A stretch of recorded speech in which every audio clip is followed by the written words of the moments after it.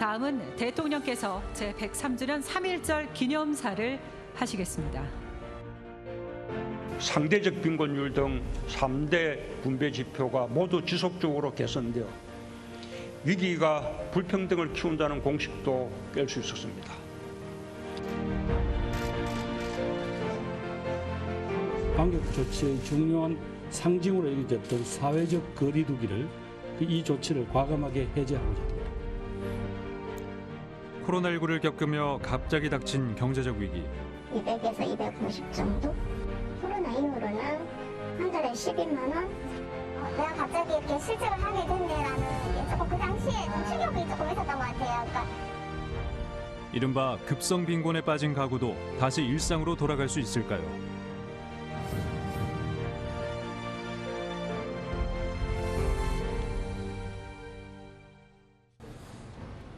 야외에서도 이제 마스크 벗는 날이 왔어요. 어떠세요?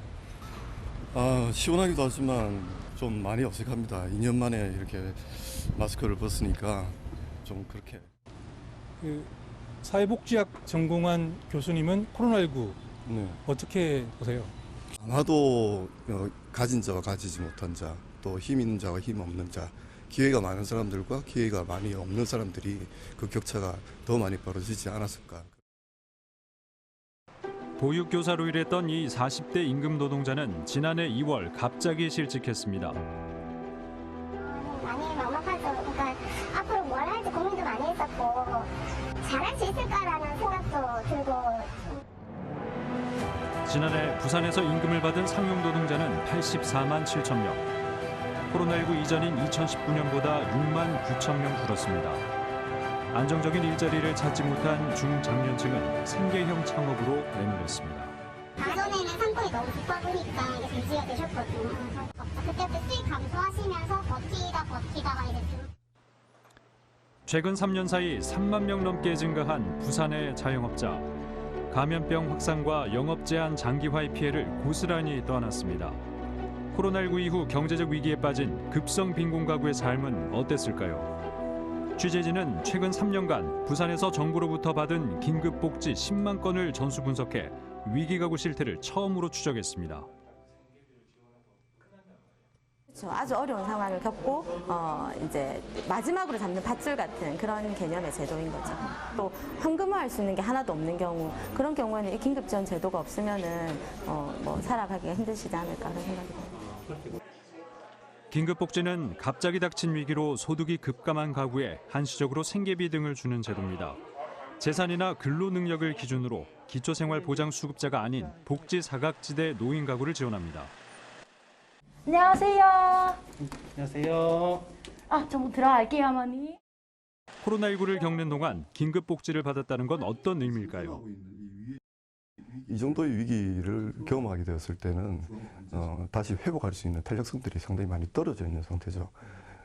특히 이제 40, 50대의 가장들이 꾸려나가는 이런 이제 가구들 입장에서는 사실상 상당한 위기를 경험할 수밖에 없다고 봅니다. 긴급복지 빅데이터 분석에서 가장 먼저 눈에 띈 건 40, 50대의 중장년층이었습니다. 긴급복지로 생계비를 지원받은 40대와 50대 모두 코로나19 이전인 2019년과 비교해 2년 사이 2배 넘게 늘었습니다. 너무 힘들었죠.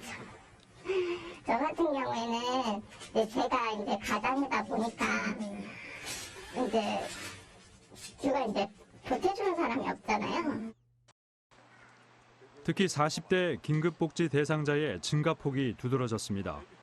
2019년 22% 정도였던 40대 지원 비중이 코로나19를 거치며 5%포인트가량 늘었습니다. 연령대별로 봤을 때는 40대의 증가폭을 굉장히 주목해서 보실 수 있고요.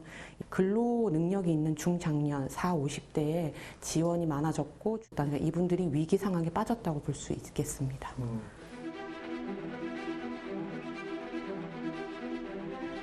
법인 택시를 몰던 60대 가장은 코로나19 이후 손님이 줄어 운전대를 놓을 수밖에 없었습니다. 수입이 끊기자 전기료 등 공과금까지 연체됐습니다. 12시간 이상을 일을 하는데도 만 원짜리 하나를 집에 챙겨가지를 못하고 월급에서 마이너스가 되다 보니까 정말 많이 힘들었죠. 또 자영업자를 상대로 방문 판매업을 했던 50대 가장도 코로나19 이후 수입이 급감했습니다. 월 200만 원 정도였던 소득이 10만 원대까지 떨어졌습니다. 마지막에는 카드 대출까지 받아서 생활하고 그랬거든요. 이제 대출을 해서 생활을 해놓으니까 이게 생활비가 점점 커지는 거예요. 일할 능력이 있는 중장년층이 왜 생계 유지가 힘들 정도의 경제적 위기에 빠졌을까요? 실직으로 생계비 등 긴급복지를 지원받은 게 2019년 2천여 건에서 지난해 9,100여 건으로 급증했습니다. 긴급복지 9가지 사유 가운데 실직의 비중은 2019년 8.8%, 코로나19 첫 해 2배가량인 17%로 뛰더니 지난해엔 21%를 차지했습니다. 40대와 50대 계속적으로 좀 일을 할 수 있음에도 이렇게 좀 위기각으로 떨어지는 이런 것들을 좀 면밀히 분석을 해서 저희가 또 다른 식으로 좀 맞춤형으로 좀 지원을 해야 되기 때문에 코로나19로 인한 상권 타격도 자영업자 가구의 급성 빈곤으로 이어졌습니다. 주소득자의 휴업이나 폐업으로 생계 유지가 힘들어져 긴급복지를 받은 경우가 2019년 340여 건에서 지난해 1,450여 건으로 4배 넘게 늘었습니다. 상권 밀집 지역인 동래구, 금정구, 부산직무 등 3곳에서 코로나19 2년 동안 받은 긴급복지 건수는 부산 전체 3분의 1을 차지했습니다. 휴원이나 휴폐업 같은 사유로 긴급지원 신청이 많이 늘었거든요. 코로나 이전에는 그런 사유로 긴급지원 신청이 들어온 건이 한 건도 없었습니다. 그러니까 코로나19 이후 실직과 휴폐업 등으로 갑자기 닥친 경제적 위기는 장기화될 수도 있습니다.